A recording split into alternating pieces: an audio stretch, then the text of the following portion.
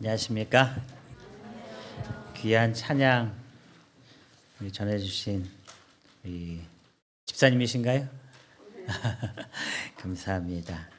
우리가 잘 아는 멜로디고 잘 아는 찬미 속에서 이 아름답게 우리 마음속에 큰 은혜를 주신 것 같습니다. 저는 처음 뵙는 것 같아요. 그렇죠? 더 자주 오시면 감사하겠습니다. 여기에 또 한 분이 오셨는데요. 이름이 브레트니라고 적혀 있고요. 나이는 24살이고 이탈리아에서 온 여청년인 것 같습니다. 혹시 한국말을 아시나요? 조금 아시나요? 우리 일어나서 우리 인사할 때에 크게 환영으로 맞아주시기 바랍니다. 환영합니다. 그러면은 지금 여행 중이신가요? 아니면 여기 살고 계신 건지?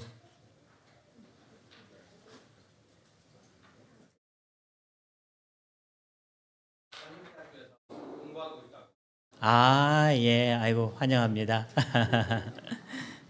저희 교회가 이제 국제화에 발맞춰서 이탈리아에서 온 여학생까지 이제 오는 것 같습니다.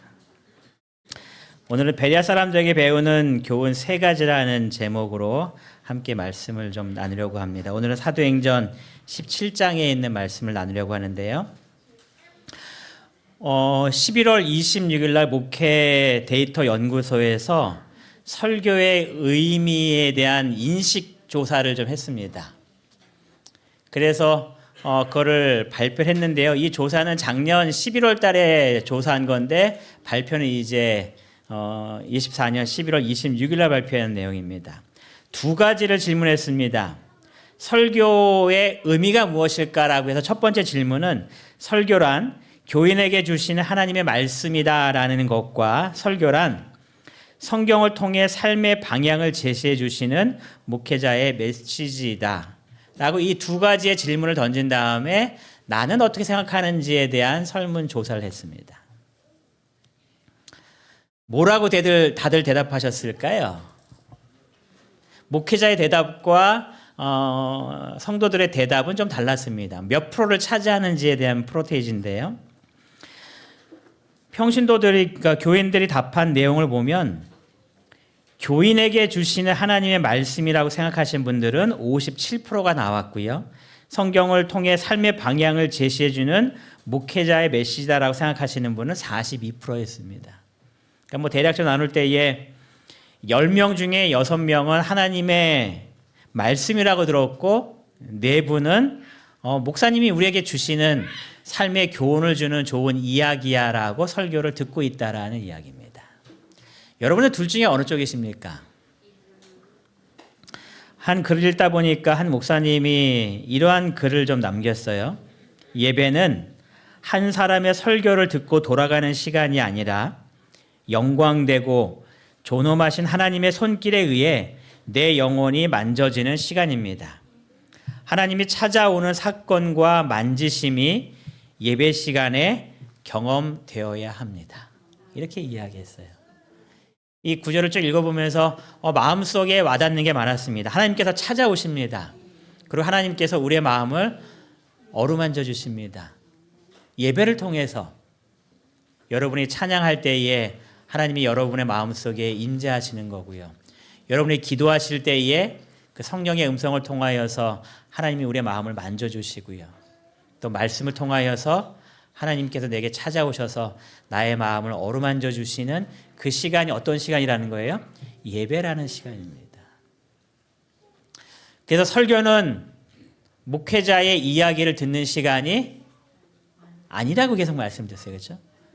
목회자가 자신의 이야기를 하는 것은 아닙니다. 물론 목회자뿐만 아니라 장로님들, 집사님들 이 예배의 설교자로 쓰셨다면 내 얘기를 하는 것이 아니라 누구의 말씀을 전하는 거예요? 하나님의 말씀을 전하는 겁니다. 그거를 이 설교 단상에서 설교를 하시는 분들의 생각일 뿐 아니라 앉아 계시는 분들도 어떻게 생각해야 될까요? 내가 하나님의 말씀을, 하나님의 음성을 듣는다. 우리가 고넬료의 고백을 같이 한번 고백하시면서 말씀을 시작하겠습니다. 이제 시작. 이제 우리는 주께서 당신에게 명하신 모든 것을 듣고자 하여 다 하나님 앞에 있나이다. 오늘 말씀을 하나님의 음성을 들을 준비가 다 되셨습니까? 우리가 이 마음으로 이 한 시간 말씀을 듣게 되시기를 간절히 바랍니다. 17장에는 사도 바울의 2차 선교 여행의 그 목적지가 또 나옵니다. 16장에서는 저희가 빌립보의 이 복음이 증거되는 것을 보았습니다. 그래서 루디아라는 여인이 이 예수 그리스도를 알게 됐고요. 또 간수가 예수님을 영접하고 온 가족이 침례받는 그런 일들이 일어났었습니다. 그리고 오늘 살펴볼 17장에는 데살로니가와 또 베레아와 아덴이라는 지역에 복음이 증거되는 이 사건을 저희가 보게 됩니다. 데살로니가는 이 지도에 보시면은 이 그리스 쪽 위쪽으로 해서 데살로니가가 있고요. 그 다음에 베레아라는 지역이 있고 그 밑에 아덴이라는 지역으로 해서 이 세 지역에서 사도 바울이 복음을 증거합니다. 이 아덴은 그리스의 수도인 아테네를 이야기합니다. 그래서 이 사도 바울이 17장을 통하여서 이 세 곳을 복음을 전하는데요. 먼저 데살로니가의 복음을 전했던 이 말씀을 먼저 좀 살펴보시겠습니다. 다 같이 사도행전 17장 1절부터 3절까지에 있는 말씀을 함께 보시도록 하겠습니다. 사도행전 17장 1절부터 3절까지 있는 말씀입니다.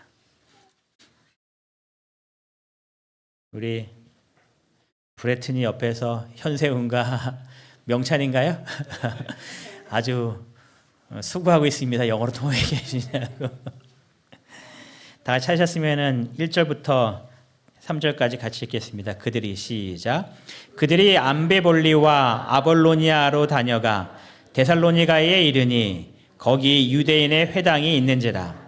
바울이 자기의 관례대로 그들에게로 들어가서 새 안식일에 성경을 가지고 강론하며 뜻을 풀어 그리스도가 해를 받고 죽은 자 가운데서 다시 살아나야 할 것을 증언하고 이르되 내가 너희에게 전하는 이 예수가 곧 그리스도라 하니.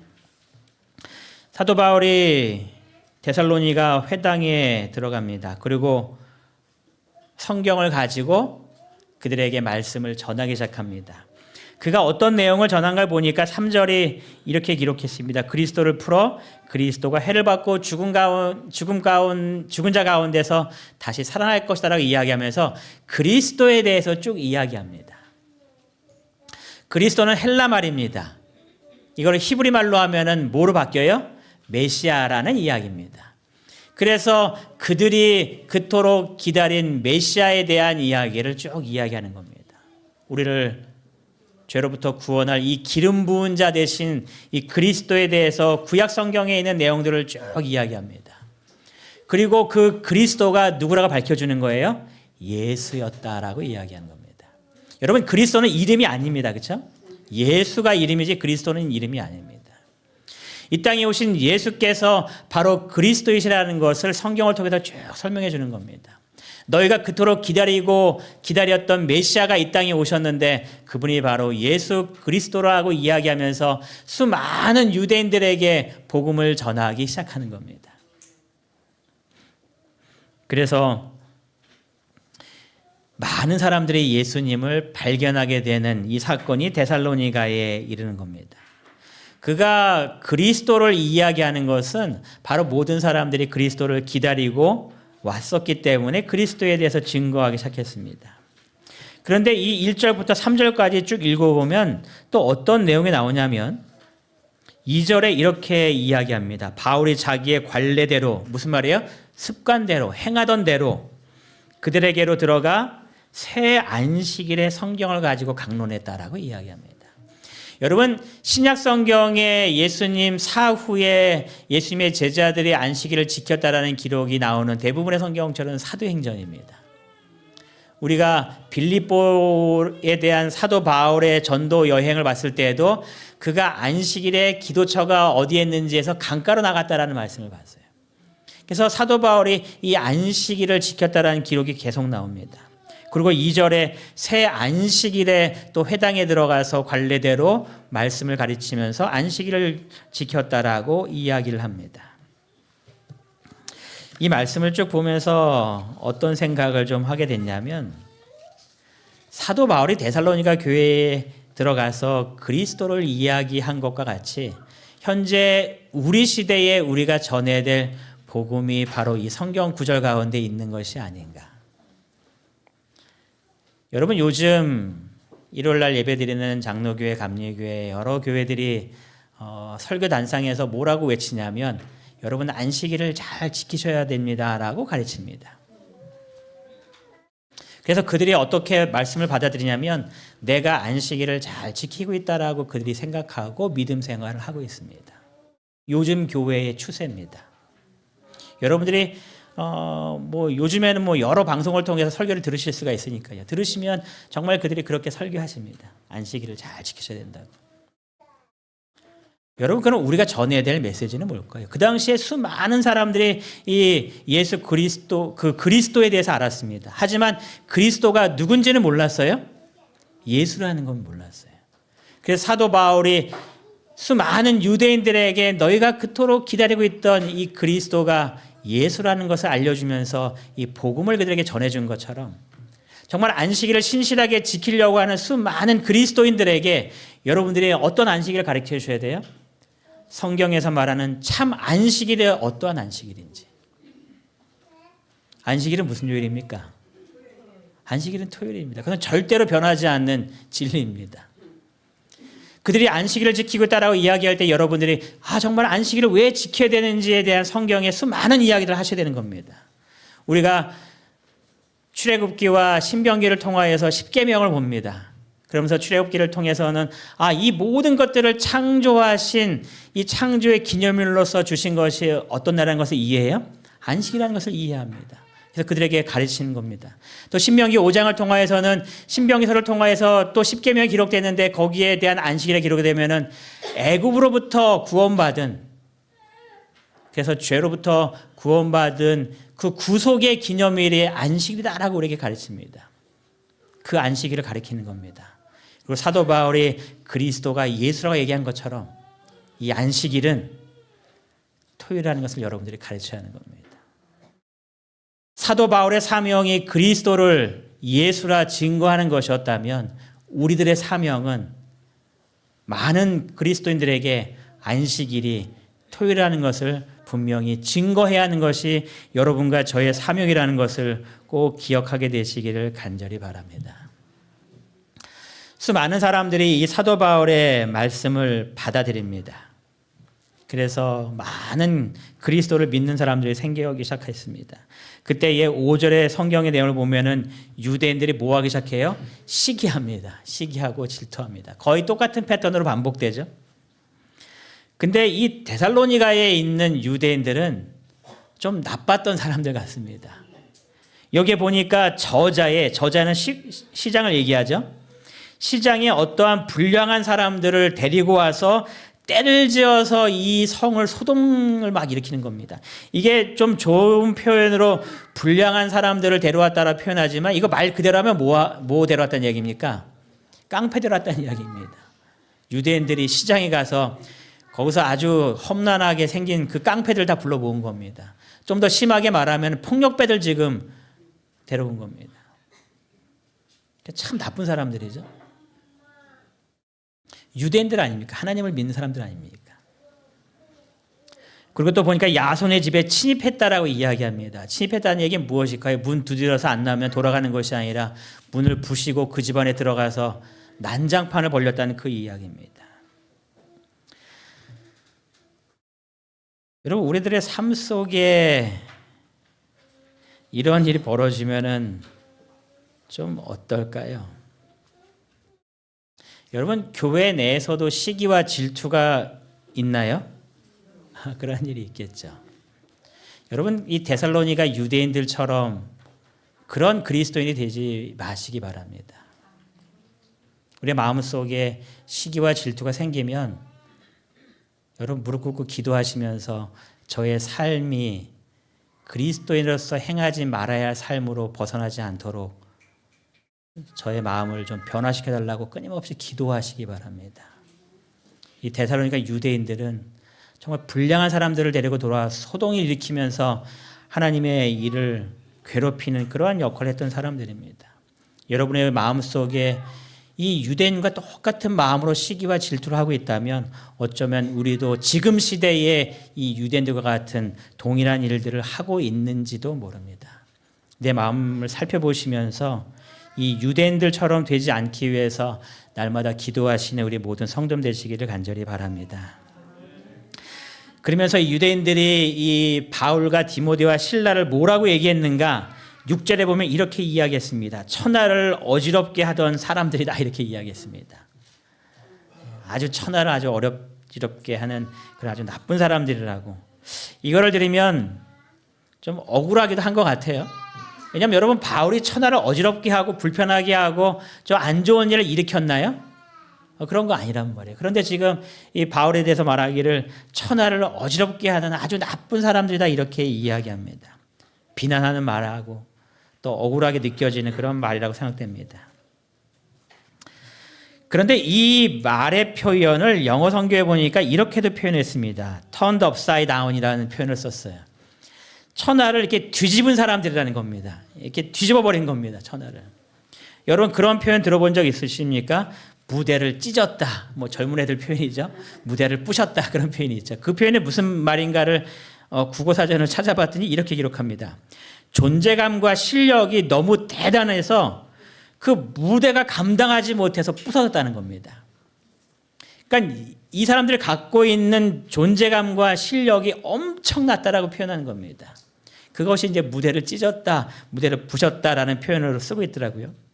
지금 사도 바울과 실라와 디모데가 이 데살로니가라는 지역의 무대를 부셔버린 겁니다. 그래서 뭐라고 얘기하는 거예요? 천하를 뒤집은 사람들이다라고 표현하는 겁니다. 이쪽은 비난하면서 얘기했지만 이쪽에 이해할 때는 어떤 의미일까요?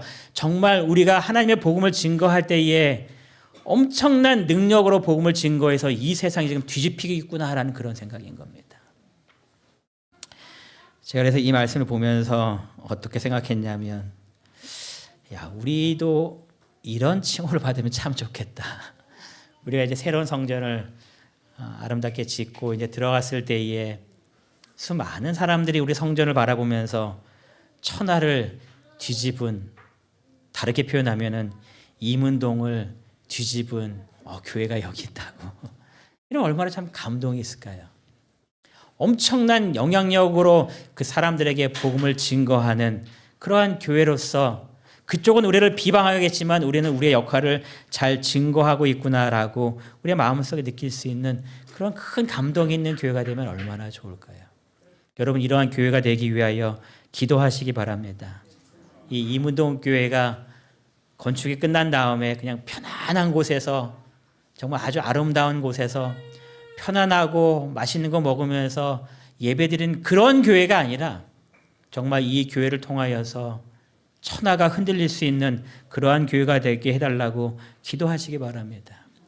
여러분 안식일교회를 이단교회라 부릅니다. 이단이라 말합니다. 그 기원이 어디 있는지를 여러 사람들이 좀 찾고 찾았습니다.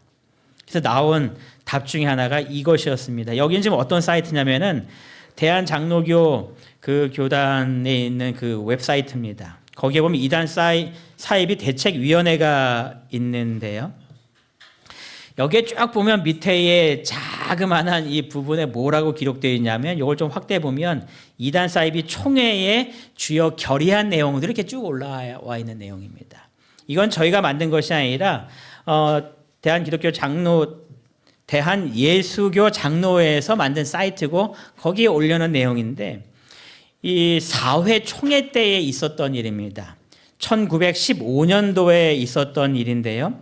이 사이트에 들어가서 뭐 여러분들이 지금 내용을 다 볼 수는 없지만 그 내용을 좀 찾아보면 이렇게 기록합니다. 이 총회에서 다뤘던 내용이 뭐냐면 울릉도에서 장로회 신자 40명이 한꺼번에 재림교회로 종파를 바꿔버린 사건이 일어났다라는 기록이 나옵니다. 울릉도에 있었던 사건입니다. 그래서 이 울릉도의 사건을 가지고 1915년 9월 4일에 전주에서 이 총회가 열렸던 겁니다. 그러면서 뭐라고 얘기했냐면은 지금 안식교회 유혹을 받아서 사람들이 그 교리를 믿고 있다고 하는데 어떻게 처리할 거 했을 때에 그 교리를 믿고 그 간 사람들에 대해서 두 가지의 조치가 내려졌습니다.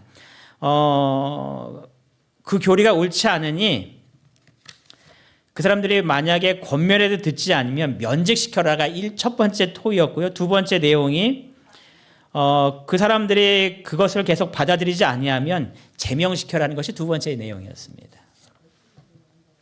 그러면서 한 내용이 뭐였냐면은 안식일 교회는 이단이기 때문에 그곳에 가지 못하도록 하라는 것이 이 당시의 총회의 내용으로서 이제 나오기 시작합니다. 울릉도가 뒤집힌 겁니다. 여러분 40명이 동시에 안식일교회로 온 것을 생각해 보시기 바랍니다. 그거 보통 일이 아닌 겁니다. 그래서 이제 그곳에서 사람들이 비난하기 시작한 겁니다. 울릉도를 어지럽힌 저 교회라고 하면서. 여러분 동일한 역사가 이문동교회에 일어나면 참 좋겠죠. 천하를 어지럽힌 그런 사람으로 취급받을 수 있는 그런 교회. 그래서 이제 또 비난과 핍박이 그 교회에 가득 찾아오기 시작한 겁니다.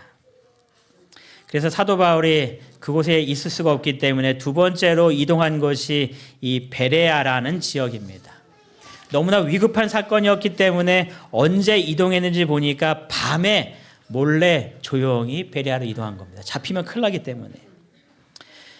사도 바울이 베레아로 이동한 다음에 또 어디에 들어가요? 유대인의 회당에 들어갑니다. 또 복음을 증거합니다. 또 많은 사람들이 복음을 받아들이기 시작합니다. 그러자 13절에 이런 기록이 나옵니다. 데살로니가에 있는 유대인들은 지금 베레아 지역에 있는데 어디에 있는 유대인들이 또 소동을 일으키려고 준비하는 거예요? 데살로니가에 있는 유대인들. 바울이 하나님의 말씀을 베레아에서 또 전하는 줄 알고 거기도 가서 여러분 데살로니가에서 이 베레아까지의 거리가 얼마나 떨어져 있는지에 대해서 학자들 말하기를 대략 80km라고 이야기합니다. 대략적으로 걸어서 3일 동안 가야 하는 겁니다.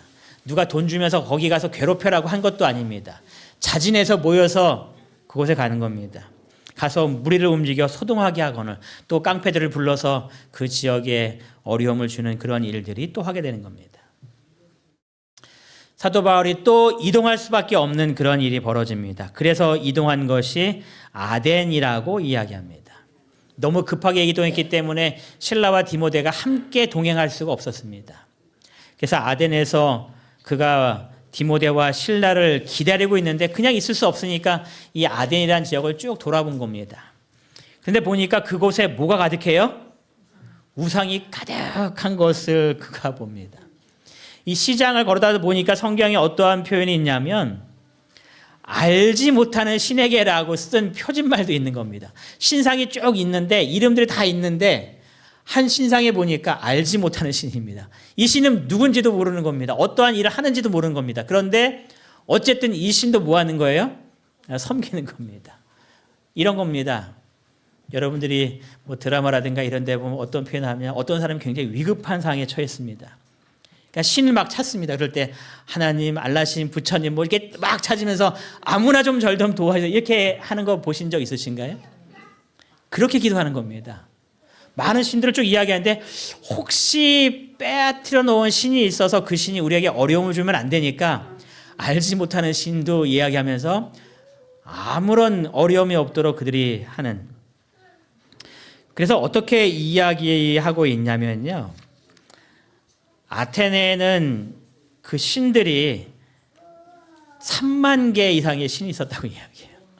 그래서 비꼬면서 어떻게 표현을 했냐면 아테네 인구보다 이 신들의 숫자가 더 많았다. 이렇게 표현할 정도로, 물론 그렇진 않지만 그 정도로 이 아테네 우상에 대해서 이야기합니다.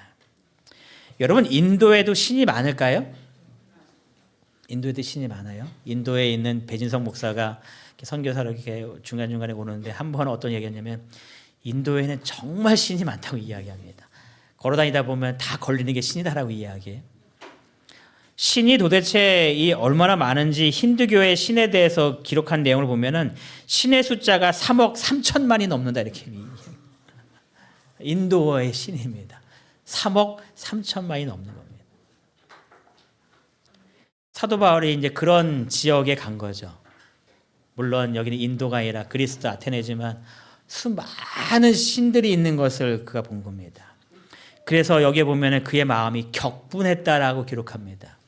이 격분했다라는 표현이 화가 났다라는 표현이 아닙니다. 사도행전을 보면 이 표현을 이렇게 이야기합니다. 그들의 지적인 교양에도 불구하고, 여러분 그리스는 철학으로 유명한 거 다 아시잖아요. 지적인 사람들입니다. 교양을 갖춘 사람들입니다. 그런데 문제는 그런 것에도 불구하고 참 하나님을 알지 못하는 아덴 사람들에 대한 어떠한 마음이 생기기 시작한 거예요? 동정의 마음이 생기기 시작한 겁니다. 아, 정말 불쌍하다. 그들에게 하나님이 누구신지를, 신이 정말 어떠한 신이 참신인 것을 전해주고 싶다라는 그의 마음이 가득하게 됐다라고 성경이 기록합니다. 그래서 그가 그 마음을 가지고 회당에서도 전도하고 장터에서도 전도하는 일이 이 아덴에서 벌어집니다. 일반적으로 사도행전의 쭉 내용을 읽어보시면 사도 바울은 주로 이 회당을 중심으로 복음을 전했었습니다. 근데 아덴에서는 이 회당에서만 전하는 것이 아니다 생각돼서 회당에서는 유대인과 경건한 사람들, 또 장터에서는 만나는 사람들에게 이 복음을 전하는 일을 이 사도 바울이 하게 됩니다. 그러면서 그가 하나님을 알지 못하는 사람들에게 어떻게 이야기하는가, 24절과 25절에 보면은 이 만물을 지으신 신이 있는데 그분이 바로 하나님이시고 그분이 천지의 주제시다라고 이야기합니다. 모든 것들의 주인이신 하나님에 대해서 이야기합니다. 그러면서 25절에 보면 또 무엇이 부족한 것처럼 사람의 손으로 섬김을 받으시는 분이 아니라고 고백합니다. 저도 어렸을 때는 제 친가 쪽이 교회를 안 다니시는 분들이었기 때문에 이렇게 제사를 지내요. 그럼 이렇게 1월 1일 되면 새벽에 다 모입니다. 그리고 이렇게 제사를 지냅니다. 저는 뭐 저희 외가 쪽으로는 또 교인이시기 때문에 제사 지내러 가면 가만히 옆에서 구경하고 또 음식을 먹어야 되는데 다 제사상에 올라간 음식이었기 때문에 그냥 김치 하나만 먹고 이제 이렇게 오는데, 왜 제사를 드릴까요? 왜 조상신들에게 제사를 지낼까요? 여러분, 묘를 잘못 쓴 것에서 막 그 후손들이 염려하면서 묘를 막 옮기기도 합니다. 풍수지리살에 의해서. 그거 왜 옮길까요? 그거 왜 제사 지낼까요? 제사 잘못 지내면 어떤 일이 벌어진다고 이야기합니까? 무덤 잘못 쓰면 어떤 일이 벌어진다고 이야기합니까? 조상신들이 노해서, 누가 아프면 그런 생각들 많이 하잖아요. 조상의 신들이 노하셨나? 이런 이야기를 하잖아요. 여러분, 신에 대해서 두려워합니다. 신을 잘못 섬기면 신이 우리에게 엄청나게 불행을 줄까 봐 염려합니다. 여러분, 배를 만든 다음에 이제 바다에 띄울 때에 그 제사를 왜 지낼까요? 그 제사 풍어지 안 지내면 그 뭐라고 제사하죠? 그 처음 출항할 때 그 배에 대해서 이렇게 제사하지 않으면 바다에 이 신이 노해서 이렇게 풍랑을 통해서 배가 침몰한다라고 해서 이제 제사를 지냅니다. 신에 대한 두려움이 있는 겁니다. 사람의 손으로 무언가 바치지 않으면 이 신이 노하고, 이 신이 노하해서 우리에게 큰 어려움이 닥치니 신을 달래줘야 되는 겁니다. 그러니까 많은 것들을 드리는 것이 뭐 하는 거예요? 지금 달래고 있는 거예요. 아유, 이제 그만 화내시고 이제 우리에게 복 좀 주세요 하면서 신을 달래고 있는 겁니다.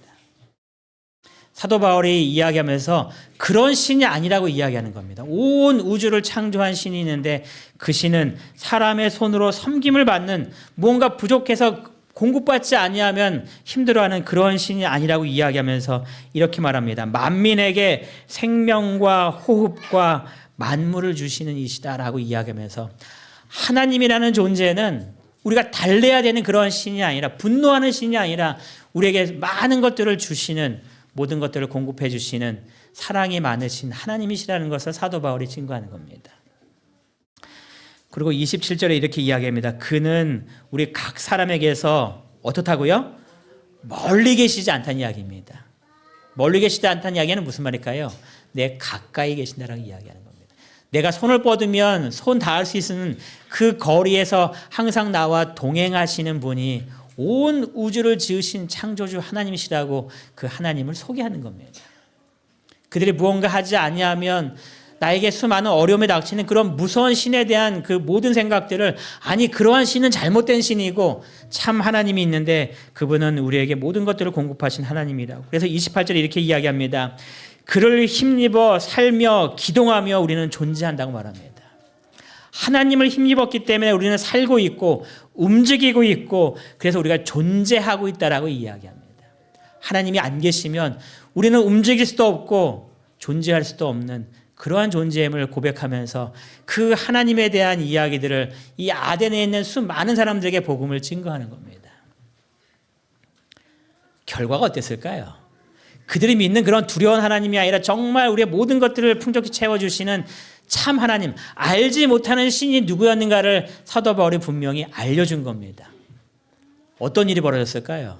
수많은 사람들이 바울에게 와서 하나님을 알게 해달라고 하는 많은 무리들이 생겨났을까요?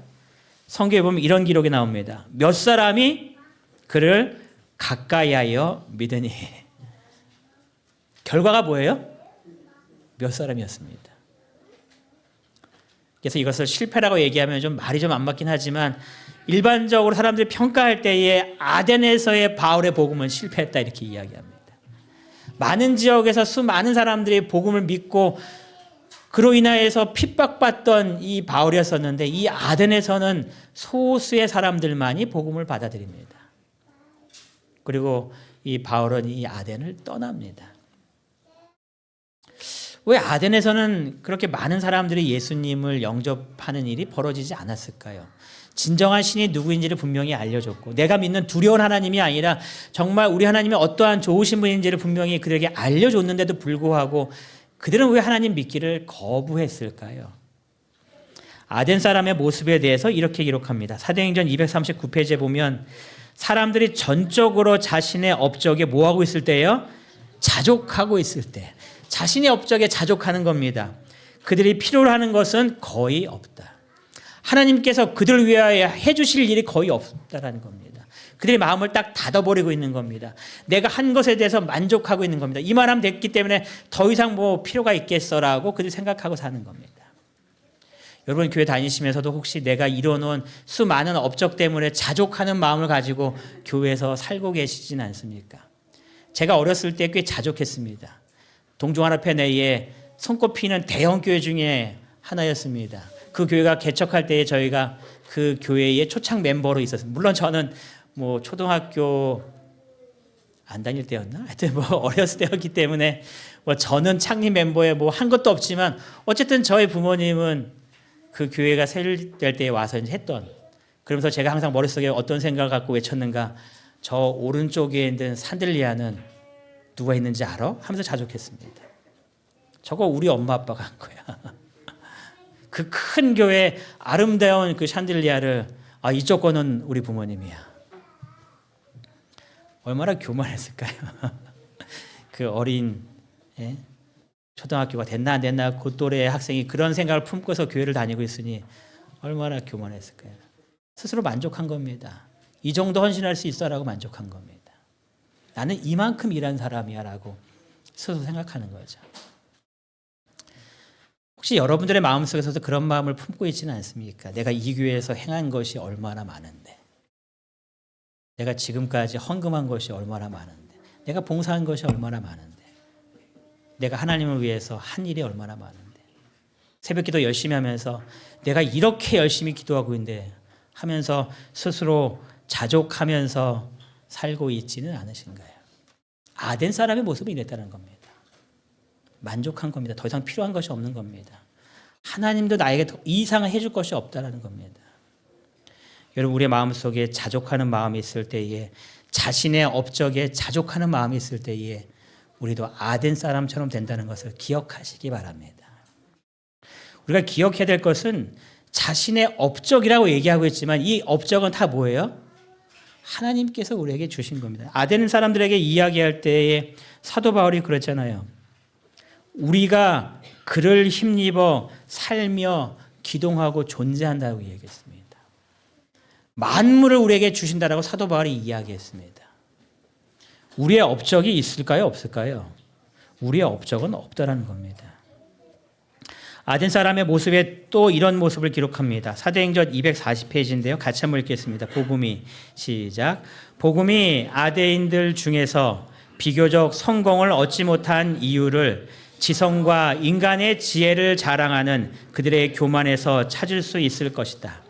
가련하고 잃어버린 죄인으로서 그리스도께 나오는 세상의 지혜로운 사람들은 구원에 이르는 지혜를 얻게 될 것이나 자신들의 지혜를 높이며 나오는 특출한 사람들은 그리스도께만이 주실 수 있는 빛과 지식을 얻지 못할 것이다.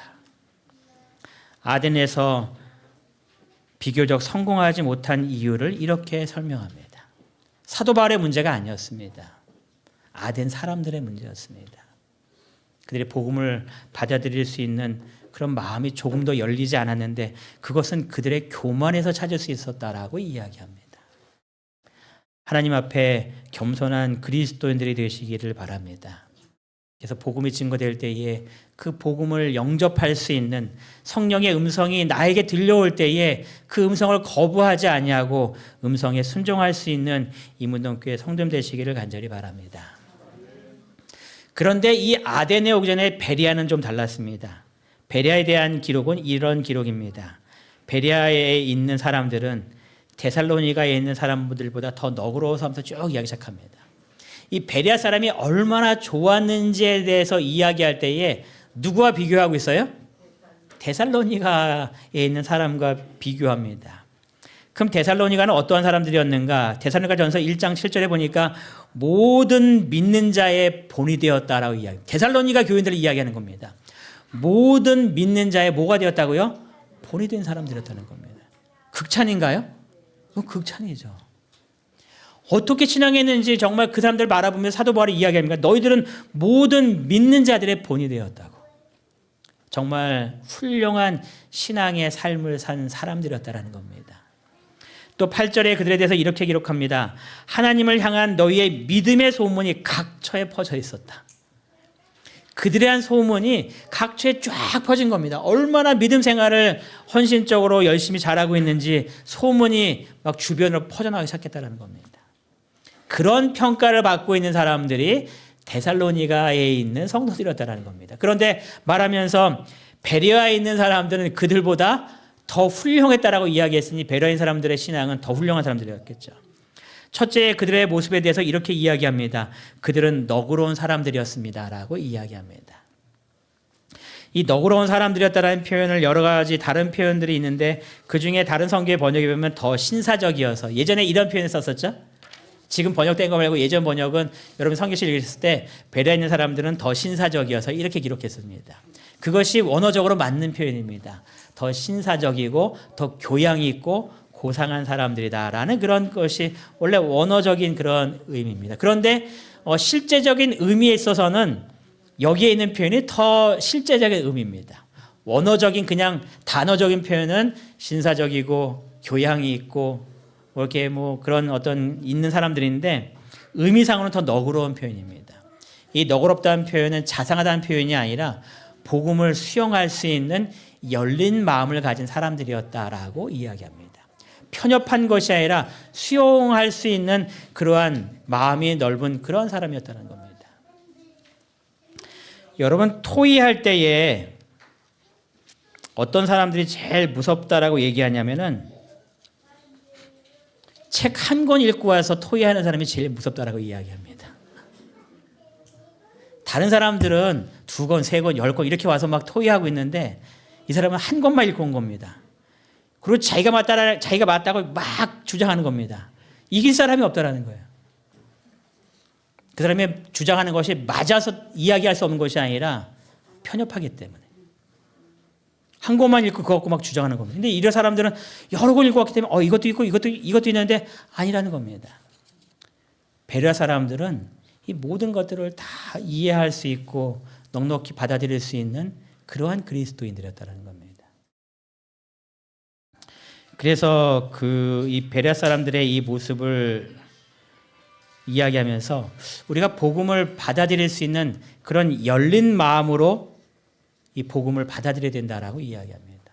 그래서 첫 번째 이 모습은 베레아 사람들의 모습은 이 복음을 수용할 수 있는 그러한 마음을 가진 사람들이었습니다. 두 번째 이들의 마음을 이렇게 이야기합니다. 그런 열린 마음으로 간절한 마음으로 말씀을 받아들이고 있는 겁니다. 간절하게 듣는 겁니다. 여러분 간절하게 듣는 사람들을 우리가 사도행전을 통해서 여러 사람을 보았습니다. 사도 바울이 안진뱅이를 보았습니다. 근데 바울이 말하는 것을 듣는 모습을 통하여서 그가 구원받을 수 있는 믿음이 있다라는 것을 사도 바울이 깨달았었죠. 그들이 듣고 있는데 간절한 마음으로 말씀을 받아들이고 있는 것을 발견하는 겁니다. 또 빌립보에서 루디아라는 한 여자가 말씀을 듣고 있을 때에 성령이 그의 마음을 열었다고 이야기하십니다. 이 루디아의 모습을 보니까 간절한 마음으로 말씀을 받아들이고 있는 겁니다. 성령 하나님께서 그의 마음을 열으셔서 하나님의 뜻을 그의 마음속에 집어넣으신 겁니다. 베레아 사람들의 두 번째 장점은 뭐였냐면 간절한 마음으로 이 말씀을 받아들이고 있다는 겁니다. 시편에서는 그래서 이런 표현이 있죠. 하나님이여 사슴이 시냇물을 찾기에 갈급함 같이 내 영혼이 주를 찾기에 갈급하나이다. 사슴이 시냇물을 찾아 갈급한다고 표현합니다. 이런 주석에 대해서 대부분의 주석은 이렇게 표현합니다. 이 지역에 가뭄이 들었습니다. 물이 없습니다. 물이 없다는 얘기는 무슨 얘기일까요? 죽음이라는 이야기잖아요. 여러분들이 아프리카에 가시면 이제 동물의 큰 떼들이 막 이동하는 모습을 볼 수 있거든요. 중학교에서 봉사들 데려가서 케냐와 탄자니아를 가게 되었는데 동물들이 케냐에서 탄자니아로 이동했다가 탄자니아에서 다시 케냐로 이동합니다. 그 이유가 물을 따라서 이동합니다. 물이 없는 그 지역에 가면 동물들이 물이 없어서 죽는 겁니다. 지금 이 사슴이 있는데 이 지역에 가뭄이 들어서 물이 없는 겁니다. 살기 위해서 시냇물을 찾습니다. 어떠한 심정일까요? 찾으면 좋고 못 찾으면 말고 이런 생각하고 찾고 있을까요? 여러분의 화장실에 정말 너무나 급합니다. 한 발짝도 움직일 수 없을 정도로 급합니다. 제발 나와주세요. 문을 두드릴 때에 나오면 좋고 안 나오면 기다리고 하고 대충 톡톡 들어서 나와주세요. 이렇게 얘기할까요? 얼마나 땀을 뻘뻘 흘리면서 막 강하게 두드릴까요? 제발 나와달라고. 사슴이 그러한 심정으로 지금 시냇물을 찾는 거라고 이야기하는 겁니다. 베레아 사람들이 그러한 심령으로 말씀을 듣고 있는 겁니다. 그냥 평범하게 그래 이런 말씀이지 그런 것이 아니라 하나님의 뜻을 알기 위해서 그 마음이 아주 갈급한 심령으로 하나님의 말씀을 찾고 있다라고 이야기하는 겁니다. 그래서 이러한 모습을 어떻게 표현하고 있냐면은 이 사람들의 이 신앙의 모습을 표현하기를 뜨거운 영성을 가진 사람들이다 이렇게 표현합니다. 어떤 사람들은 열린 마음으로 뜨거운 영성으로 말씀을 갈급하고 있는 사람들. 그러면서 세 번째로 이렇게 얘기합니다. 그들은 날마다 성경을 상고하는 사람들이었다. 성경을 살펴보는 사람들이었다라는 겁니다. 그들이 말하는 것이 과연 이 성경과 일치하는지에 대해서 하나하나 살펴보면서 말씀을 연구하는 사람들이었다라고 이야기합니다. 그러면서 뭐라고 이야기하냐면 이 아덴 사람들, 이 베레아 사람들은 냉철한 이성을 가진 사람들이었다라고 표현합니다. 뜨거운 열정으로 모든 것들을 아멘하면서 다 받아들이는 것이 아니라 아주 냉철한 이성으로 이 말씀과 일치하는지를 살펴보는 말씀의 사람이었다라고 이야기하는 겁니다. 이들에 대해서 이렇게 기록합니다. 날마다 그들은 영감의 기록을 연구하였고 그들이 성경 말씀을 비교하여 연구하였을 때에 누가 그들 곁에 있었다고요? 천사들이. 그들 곁에 서서 그들의 지력을 개발시키고 그들의 마음에 감동을 주었다라고 기록합니다. 여러분 베레아 사람들처럼 말씀을 연구하는 사람들이 되시기 바랍니다. 말씀을 갈급하면서 말씀을 듣고 말씀을 연구하는 가운데 있을 때에 하나님께서 천사를 보내어서 여러분들의 지력을 개발시키고 그의 마음속에 감동하심을 허락하셔서 깊은 하나님과의 교제에 들어감에 대해서 이야기합니다. 여러분 이러한 사람들이 있을 때에 이러한 일들이 벌어집니다. 같이 한번 읽겠습니다. 시작. 만일 지상 역사의 이 마지막 장면에서 시험하는 진리가 선포되는 것을 들은 사람들이 베레아 사람의 모본을 따라 날마다 성경을 연구하고 그들에게 전파된 하나님의 말씀의 기별을 비교하면서 연구할 것 같으면 오늘날 비교적 소수밖에 없는 곳에 하나님의 율법의 교훈에 충성하는 큰 무리가 있게 될 것이다. 여러분 아멘인가요? 우리의 숫자가 적다 할지라도 말씀을 사모하여 연구하는 소수의 무리가 있다고 한다면 장차 그곳에 어떤 일이 벌어진다고요? 하나님의 율법의 교훈에 충성하는 큰 무리가 있게 될 것이라. 이문동 교회가 여기에 있는 말씀처럼 하나님의 말씀을 사모하고 연구하는 우리 성도들이 되시기를 바랍니다. 어제 그 다이가 간증하는 시간에 잠깐 언급하긴 했지만 제가 아이들한테 세뇌시킬 정도로 많이 했던 이야기 중에 하나가 그겁니다. 교회는 재미는 있어야 하지만 재미가 부흥시키는 교회는 시간 지나면 다 물거품처럼 흩어진다라고 이야기해요. 다 사라집니다. 어느 순간 다 없어져 있습니다. 그것은 부흥이 아닙니다. 그것은 유행입니다. 유행. 한때 유행이라 사라져 버리는 겁니다. 없어져 버리는 겁니다. 진정한 부흥은 어디에 나냐면 재미없을지라도 기도하고 말씀하는 그곳에 영혼들이 넘친다라고 항상 이야기합니다. 왜냐하면 말씀을 갈급하는 영혼들이 주변에 많이 있기 때문에 그렇습니다. 말씀을 찾는 그러한 사람들이 많이 있기 때문에 그렇습니다.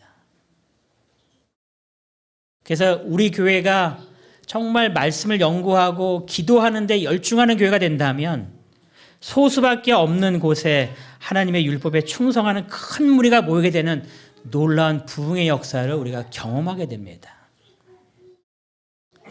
이 역사에 동참하기로 우리 성도님들을 결심하게 되시기를 바랍니다.